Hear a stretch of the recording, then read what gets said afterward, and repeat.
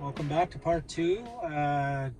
Spent 9 months with the Land Rover LR2 Freelander 2, known here in Brazil. As you can see, I'm in the deep woods, and I continue to traverse into the deep forests of Brazil with this vehicle. So I do have a couple of quick updates that I promised to make.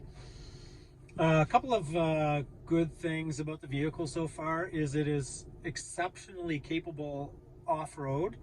I've just gone through some hair-raising off-road, like beyond off-road, some footage that I'll show here while I'm talking, and it tends to be very capable. I've used the hill descent feature of the vehicle to actually a lot more than I thought I would, because hitting those brakes make you slide a little bit sideways going down these incredibly tense, deep, muddy half roads, the best way I can describe them. And okay, a couple of things that have happened since the last video that I made. Number one, I broke the suspension on the front left, or the front driver's side of the vehicle. I was actually driving through sort of a favela. It's known as a slum here in Brazil, and I hit a really big pothole, and it broke the top of the, I think it's called a strut tower. It broke it away from the frame of the vehicle underneath where it attaches to the under the engine bay, where it attaches to the frame of the car. So the piece broke right off. So of course I got out, and the tire was cambered over, and I thought, oh boy, this is bad. It was actually Christmas Eve, and I was in the middle of this really dangerous area of the city. So I got out, looked at it, checked it out, and thought, no, I can't stick around here, try to, leave the car there, especially. So I was able to limp it home. It was about 8 kilometers away from where I live. And so I was able to get the vehicle home, thank God. Nothing more severe happened in that particular experience. So I have a friend of a friend who runs a wheel, tire, suspension shop, and he was able to fix it pretty easily. So what he did is he replaced the piece that bolts onto the underneath of the frame where the top of the strut tower connects to.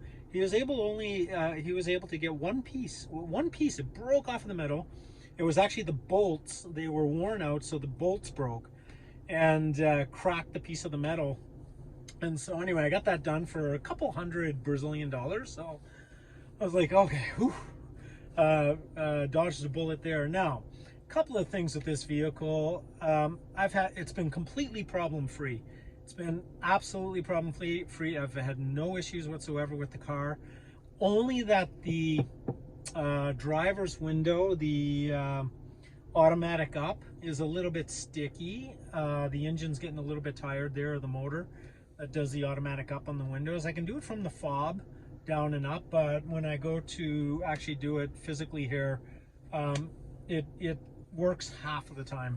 But I'm able to put enough pressure on it to roll the window up, there's old school for you, and put the window up, and it works fine. But it's just that the one touch has stopped working most of the time.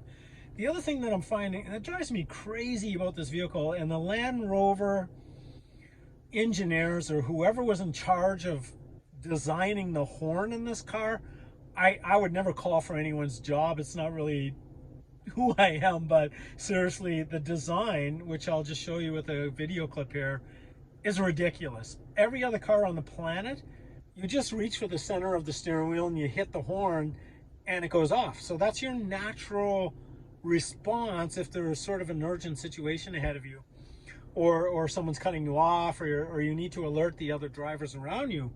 And you've got to go hunting for it. You've got to go hunting for the actual little narrow vertical piece of metal to hit the horn. It's ridiculous. It is one of the dumbest design things I've ever seen in my life. Okay, the other issue continues to be, I'm here in a very hot climate. Actually, above me, you'll see it's all trees, like I'm in the dense forest right now, but the shades, this shade here continues to be an issue because once I crack back out into the sun, I've got the automatic climate control in 22 and it works very well. Don't get me wrong, it's about 72 Fahrenheit, but man, that sun just beams in.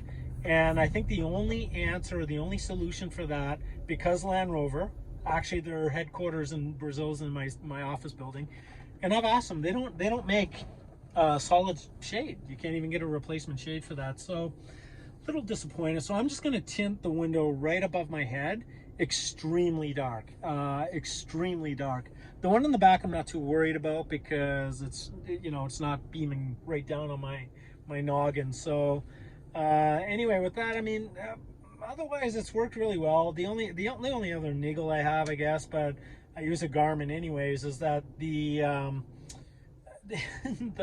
navigation that comes with this vehicle is woefully inadequate. It's just absolutely a joke.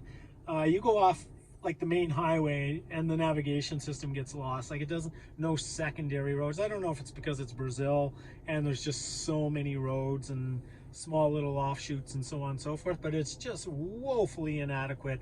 I never use it. I just keep it on the screensaver, and that's about it. So trouble-free so far. Self-inflicted wound on the front driver side shock tower and the piece that it's bolted to under the hood, fixed for a couple $100 Brazilian, not bad. And off-road, definitely 2 thumbs up. And I'll leave it at that, and I'll come back in a few months and do like a 12-month, a 1-year review of the car and see if it continues to be durable, reliable, and excellent off-road. This car is just unbelievable off-road. So see you until next time. Ciao.